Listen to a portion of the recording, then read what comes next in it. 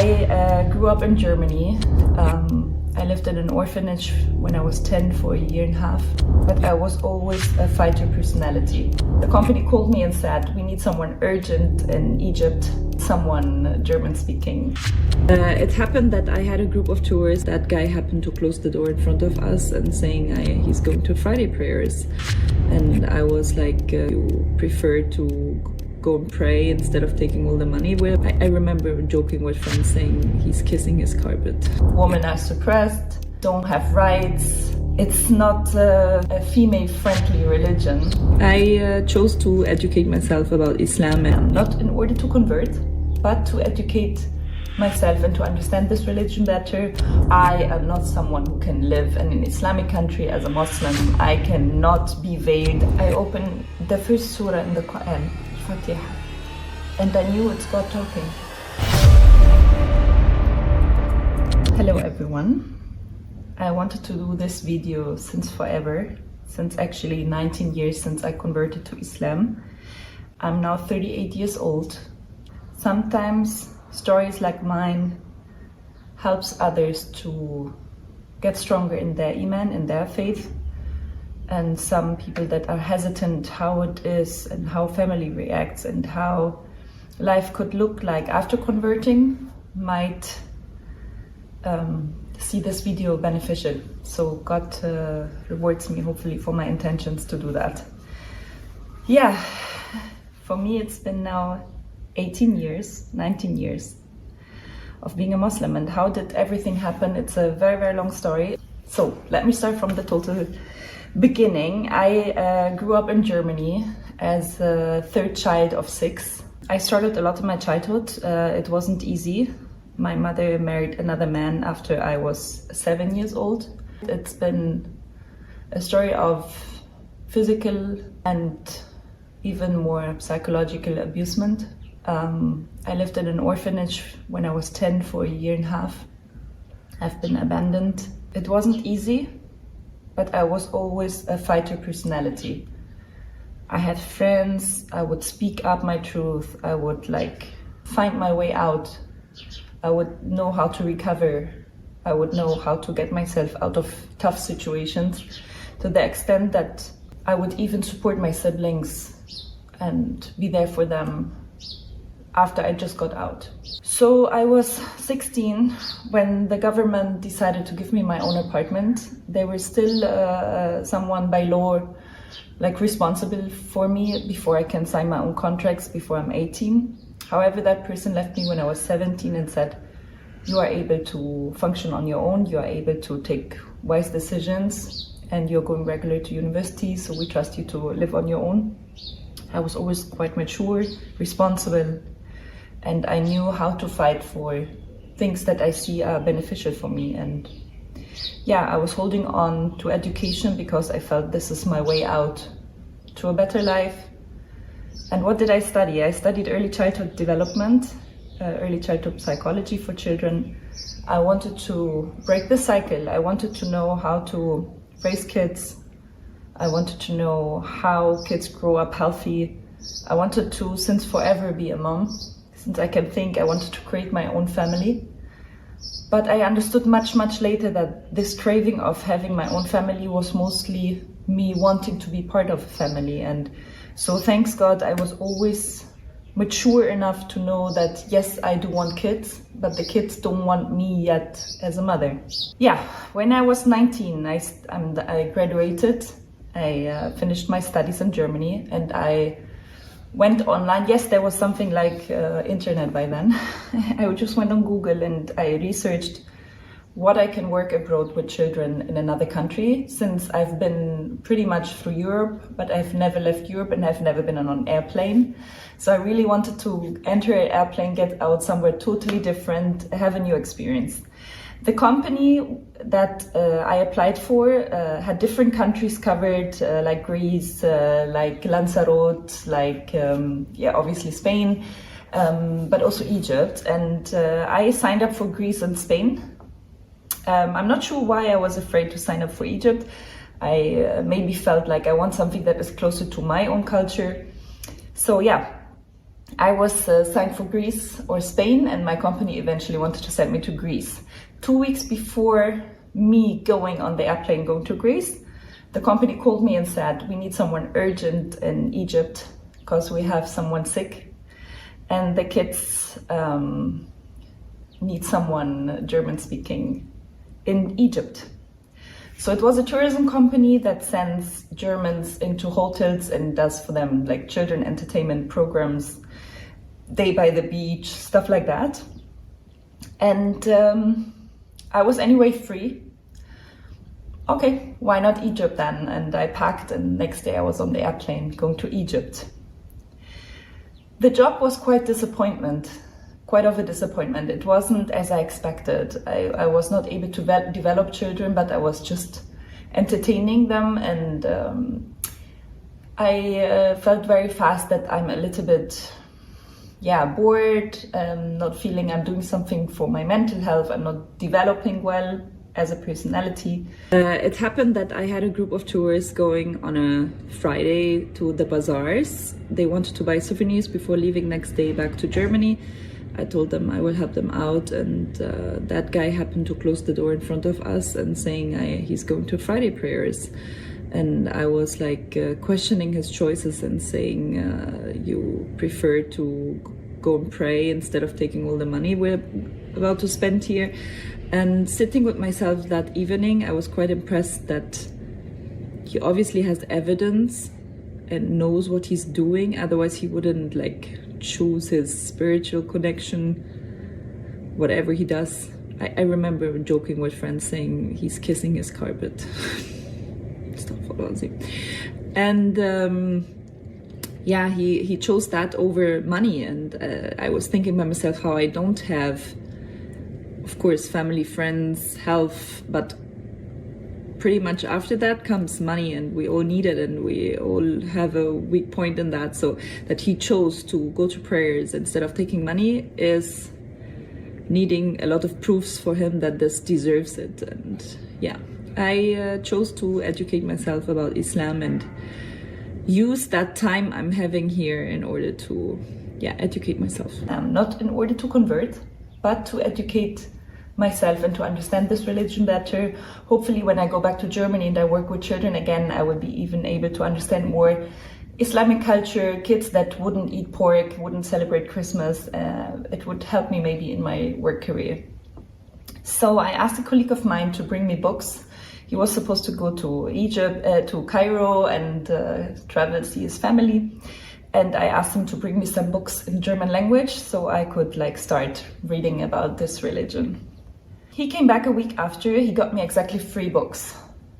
And this is a small advice I can share from my own experience. It's very, very beneficial to read in your own mother language. Although my English is quite well developed, to speak about something deep like religion, or to read about something, educate yourself about something like that detailed, for me it was very helpful to read in my own mother language. So I started reading. The 3 books were Science in Islam, scientists proving things out of the Quran, and describing that, what they researched. Second book was Rights of Women in Islam compared to Christianity and Judaism. And that was something I was personally really curious about, because the image I had was women are suppressed, don't have rights. It's not a female-friendly religion. So I really wanted to read about that. Don't forget to like, subscribe, and share if you admire the content. Third thing was a translation of the Quran. 1 page in Arabic, 1 page in German, direct translation, but authorized translation by Azhar University, the university in Cairo. So I really felt I don't want to start with the Quran. Since I remember from the Bible that we are a bit abstract, I wanted to know more of the implementation of the religion and rules and regulations behind it. So I started with Science in Islam. You have to imagine my day working in the morning with the kids, going back in the afternoon, staying in my room, and pretty much reading and educating myself. So I started with science and Islam, and I remember how I was so impressed by how many scientists from Harvard or Oxford University were able to prove things out of the Quran that is obviously 1,500 years ago written. And those scientists were not Muslims. They had no hidden interest to manipulate me or to make me feel attracted to a religion, but they were just pure science-based talking about what they found. I remember how I was impressed about how the embryo looks in the first days and weeks of a pregnancy, and how it was described that the mountains are not just what you see above earth, but how they are stuck inside the earth, and how it's described perfectly. How water could be sweet and salt divided, and how ants' bones could actually be consistent out of glass, and how a bee has two stomachs and mostly female bees are the workers, or only female bees, and how the Arabic word for bee is female and how the word for stomach is plural. So I came to a point after 2-3 weeks of reading that I said a Quran or the Quran cannot be written by humans. It has to be at least inspired by something higher and not human source. Otherwise, all those examples of science, and they were like at least 50, 60 examples, I couldn't just say this is an example, this is a coincidence, this is, I couldn't just ignore those facts. So let's agree on that this is not written by humans, that no human at that time was able to have such knowledge, especially someone who's not able to read and write, was basically a shepherd in the desert. So logical consequences out of that, if this is not a human written book and it's inspired by something higher, it definitely deserves more of my research. This is the point I had after reading about science. I looked into women's rights because this was obviously one of my biggest fears. I had times of not reading because I was afraid of the consequences if this thing start talking to me and reveal as a truth. Because in the back of my head, I was always afraid of, even if all of that makes sense, I am not someone who can live in an Islamic country as a Muslim. I cannot be veiled. I cannot, like all those prejudgments I had about Islam, they came always back to my mind and made me like afraid to continue researching, because I know the consequences, if this seems logic, is to pursue that way. And that was pretty frightening. And so I continued reading. I was reading women's rights in Islam. In those days, women had 0 rights and got rights by Islam. And how actually in comparison to Judaism and Christianity, women were allowed to divorce, women were allowed to have their own belongings, earn their own money. Everything they bring into a marriage is charity. How much they are allowed to say their opinion and raise their voice, while in Christianity where you're not allowed to raise your voice in church. And how much different examples of how it's really, really fair and how it's really modern, especially for those days. I was hoping deep inside that I find in this book some proof that I'm on the right track and that this is not made for me. But somehow the opposite happened, and it was time to read the Quran, which was presented to me as the pure word of God, not changed, as it is originally kept till today, which was for me another reason to believe that this is from God, because Astaghfirullah Azim, if I would be God and would want to make sure that my message is unchanged, delivered to humanity for all times, this is how I would do it. I would make sure, and it's an easy thing for me, or it's an easy thing for Allah to keep the word original. He created the whole world. Imagine him keeping a book original is that small. But that wasn't happening with the other books that were sent before Islam. So this was another plus, to know that this is a book that is not having different versions, doesn't have several family trees of members, has the same words. And I remember how I kept washing. I was washing for 10-15 minutes over and over again before I was touching the Quran.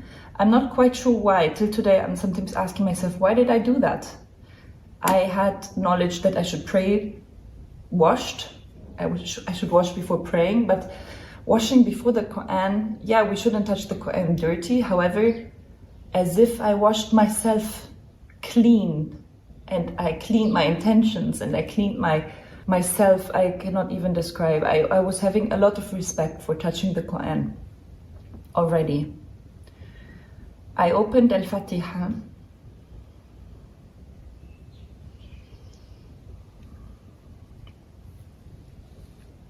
Sorry.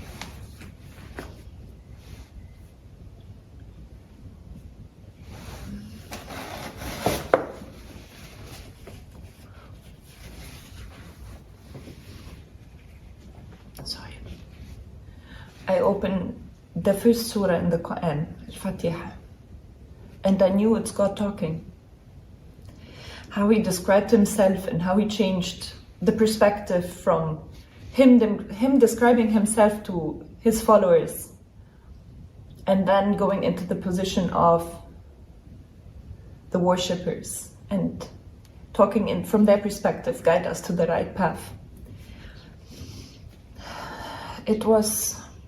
I knew this is God talking. This is how God describes himself and how he's repeating it, Rahman Rahim, his attitude, his characteristics. I just knew it. Still, I was afraid and scared of the logical consequences that should follow after admitting that this is God and his book. Also, some people in my environment saw me always going into my room after work and reading all the time, and they tried to manipulate me and say, let's go to a party, let's go out, have some fun, you don't seem well, you look depressive. Some people even told me, take care, there are some parts in the Quran where it's allowed to hit women, and you should make sure you read everything before you sign up for this religion, or before you say this is God, because how could that match with what you feel right now? I was half Surah Al-Baqarah, the second surah of the Quran, and I was ready to convert. I didn't need to finish the Quran. I didn't want to wait for bad news or ugly, violent parts, as they said. And I knew that I want to be part of this religion.